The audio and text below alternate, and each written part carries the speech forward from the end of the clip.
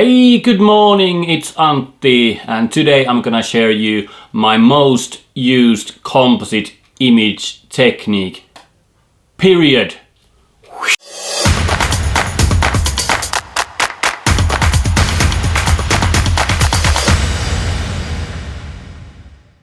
I need some coffee.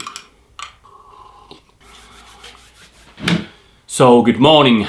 I'm gonna share you one of my most used composite image techniques. I think it's a good, cool one, and it will definitely help you to get your composite images look more real. And I always say that I wish I knew these 3 years ago or 4 years ago. It would have made my life so much easier when I'm doing these. Let's go into Photoshop and I will show you what it is all about. Let's go now.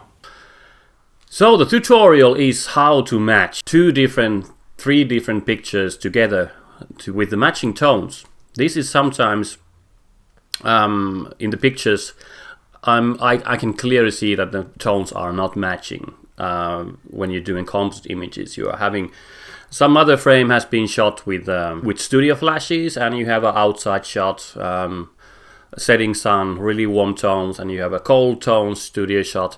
So how on earth you are able to put these together? So I will show you a technique how to match these tones of different sources.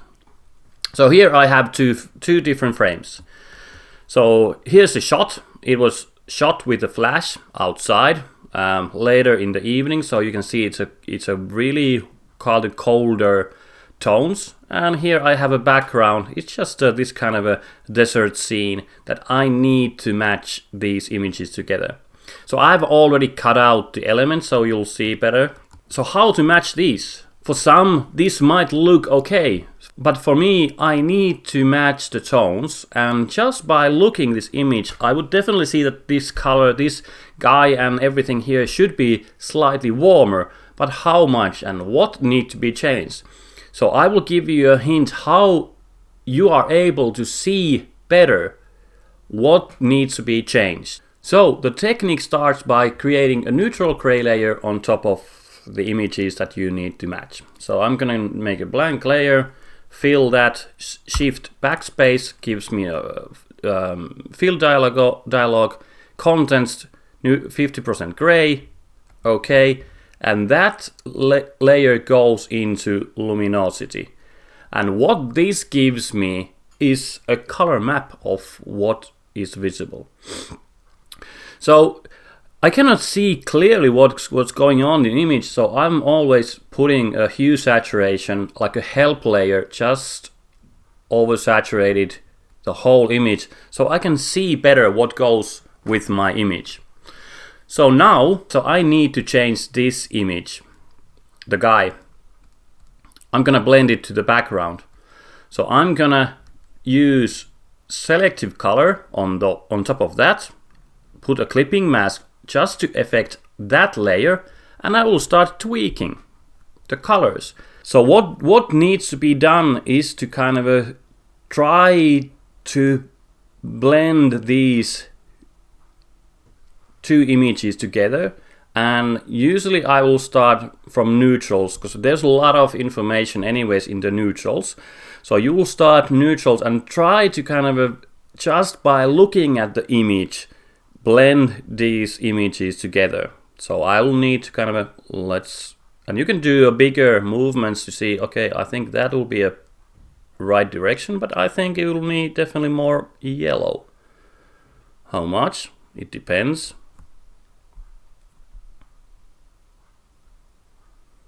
And maybe I will take the magenta off.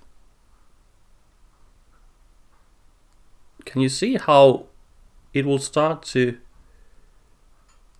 blend in? For example, with these values, I'm already kind of blending the image to the background. So only by changing the midtones. So I can kind of just trust my eye to look that, okay, these tones start to look similar. I can go then to the blacks, for example, here, and I can tweak those. I will need more deeper oranges in the shadows.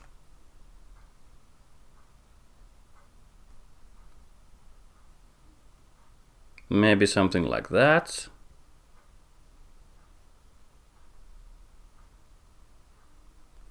And then you can just tweak the highlights. So I'm looking at the shirt, for example, I would need more yellowish green to the shirt. So I will just see where these sliders need to be taken. Okay, here we go. Maybe something like that. So if you look at the image now and where we started, that's screaming different. You can see that there's a cutout. Now, when you look at the picture, you'll see that the tones are, you know, the guy almost is vanishing to the background. And now when I uncheck the hue oversaturated layer, and then I uncheck the neutral gray layer, you will see how nicely it is blended together. From that to here. So these two layers, neutral gray layer in luminosity and the hue saturated to 100, it just helps you to see better what needs to be changed. And you can trust your eye, just looking at the picture, what needs to be changed. I will show you from the another picture. Same here. This is the shot in my garage, actually, in Wales, where I lived. You can see it's a really warm, kind of a reddish tones, and the background is more like a greenish, this kind of a bit of cyan image. And I could trust my eye to start tweaking, but let's not trust only by looking of the colors, but let's do the help layers, add a neutral gray layer, and put that into luminosity, add hue saturation layer, saturation all the way up, and now you can see so clear how different the Jack Sparrow is in the picture. So again, selective color, let's start with neutrals, and clipping mask only to affect that layer. So let's start tweaking. And as you can see, now the guy is already disappeared in the background, basically. Let's tweak the blacks. And you can test out, and of course it's not exactly the right, but you will get so close already by doing these whites, neutrals, that it's easy you to kind of tweak the rest afterwards. So we started from here. It's a screaming different. Now, if you squint your eyes, the guy almost like vanishes to the background. And I can just uncheck these layers and you can see how beautifully the guy is matched with the tones of the background. From that to here.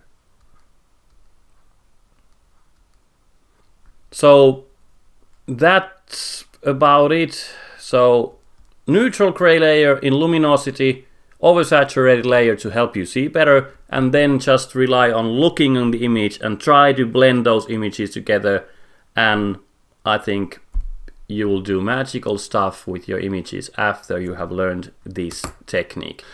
So there you have it. This is one of the coolest techniques I can share you.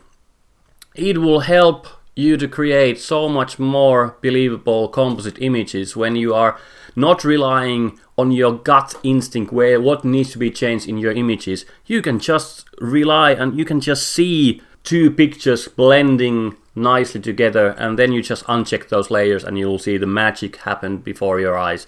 It's really cool.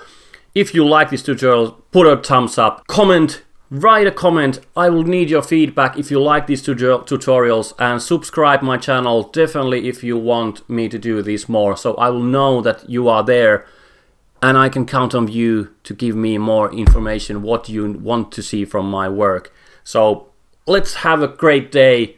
I will certainly will, and this is Antti out.